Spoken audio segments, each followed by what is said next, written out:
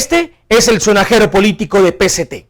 Faltan exactamente 409 días para que se lleven a cabo las elecciones territoriales para elegir alcaldes, gobernadores, concejales, diputados y ediles en todo el país. Bastante tiempo para unos y poco espacio para otros. Lo cierto es que aquel que esté trabajando como funcionario público y desea aspirar a uno de estos cargos debe renunciar cuanto antes para no quedar inhabilitado, pues la ley otorga un tiempo mínimo de 12 meses antes de que se efectúen las elecciones.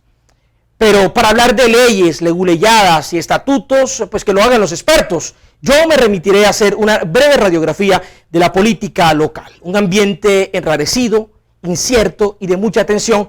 Esto porque las cuentas de las casas políticas quedaron un poco ambiguas con los resultados de las elecciones legislativas y presidenciales. Pues en las primeras, o sea, en las legislativas, ganó la derecha y en las presidenciales ganó la izquierda. Es decir, que para decir si el Magdalena es de derecha o de izquierda en ese momento es algo impreciso y hacerlo es bastante osado. Veamos las cartas que muestran las casas o los grupos políticos. O sea, aquel ambiente contradictorio que hoy se muestra, cuáles son las propuestas. Y empecemos mencionando a un actor conocido, Franklin Lozano de la Osa. Estuvo en los dos últimos periodos como representante a la Cámara en el departamento.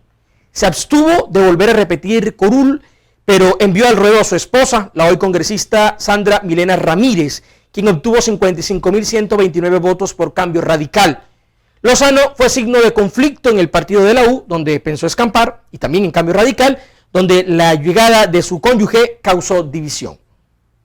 Eduardo Díaz Granados Abadía es un patriarca del partido de la U. Entre 2014 y 2018 fue representante de la Cámara. Su nombre ya empieza a sonar y en las elecciones de 2019 manifestó su respaldo a la fallida candidatura de Luis Miguel Cotes. Un tercer actor, Juan Carlos Dávila Abondano, jefe del Centro Democrático en el Magdalena y representante del grupo empresarial Dajabón. Su colectividad política recogió 114.058 votos en las elecciones de marzo.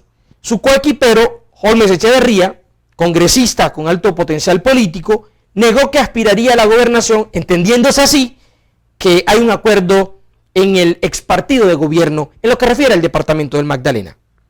Joaquín José Vives Pérez, Jotica, uno de los insignes representantes del liberalismo. Su trabajo político lo ha llevado a estar incluso en la lista de elegibles a la Registraduría Nacional. También se ha desempeñado como secretario de gobierno y presidente del Consejo de la Ciudad de Santa Marta, diputado de la Asamblea del Magdalena, fue representante de la Cámara durante 3 periodos en el departamento y fue presidente de la Comisión Primera de la Cámara. Se rumora que una fuerza importante del pacto histórico está pensando en acompañarlo. Pero decantemos qué pasará en los llamados alternativos, un apelativo que hoy asumen todos aquellos que dicen no ser de derecha. Y con miras al Palacio Tayrona se asoman 2 pollos de casta. Sin embargo, de comprobarse este vaticinio, se confirmaría que esa línea ideológica está fraccionada en el Magdalena. Hay un cisma que no salvó ni la presidencia de Gustavo Petro. Empecemos hablando de Rafael Martínez, heredero del caicedonismo y exalcalde de Santa Marta, a quien no le alcanzó el aliento para que junto a los otros candidatos de Fuerza Ciudadana alcanzaran el umbral en las elecciones de Senado. Este fue uno de los quemados de la jornada.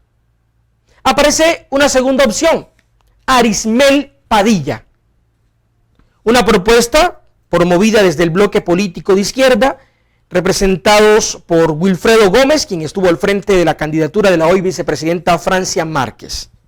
¿Cisma en los alternativos del Magdalena? Ahora miremos las posibles opciones a la alcaldía de Santa Marta. Algunos nombres son obvios y a los que se les hacía lobby desde hace mucho tiempo, o sea que sin decirlo ya los anunciaban. Y empecemos hablando de Carlos Pinedo Cuello. Renunció a su curul y a su partido el pasado mes de julio.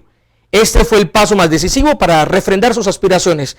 Pinedo, escogido como concejal en 2011, luego repitió la hazaña en 2015 y en el 2019 fue uno de los más votados, mostrando un comportamiento ascendente en los resultados. A su salida, 14 de los 19 miembros de la corporación le dieron su público espaldarazo. El turno es para Carmen Patricia Caicedo. El solo apellido delata su inclinación política.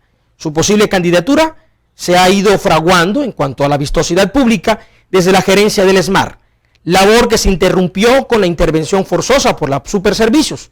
Caicedo fue concejal de la ciudad, candidata a la Cámara de Representantes, directora del DACSA y ahora último estuvo liderando el Frente Amplio del Magdalena en apoyo a Gustavo Petro. No obstante, la historia de los alternativos no acaba allí. Conocimos de muy buena fuente que la corriente progresista desligada al caicerismo tiene la intención de proponer la candidatura a esta alcaldía de Francisco Escobar Silevi, el oftalmólogo quien se hizo famoso con el eslogan "Abre el ojo". En su carrera política ha pasado por la asamblea del departamento, fue mentor del hoy gobernador Carlos Caicedo, lo llevó a que fuera de buen recibo en la gobernación de Jorge Caballero, y por su consejo, Caicedo terminó en la rectoría de la Universidad del Magdalena y de ahí hasta lo que se conoce en este momento es historia patria. Escobar Silevi es hijo del fallecido político conservador Antonio Escobar Bravo, quien piloteaba la aeronave en la que murió el líder y cofundador del M-19, Jaime Beinan Cayón. Abre el ojo podría recoger el caudal político de algunos conservadores que no tienen asiento todavía. Aún no es un hecho su candidatura, pero la cosa pinta por buen camino. Este fue el sonajero político de PCT.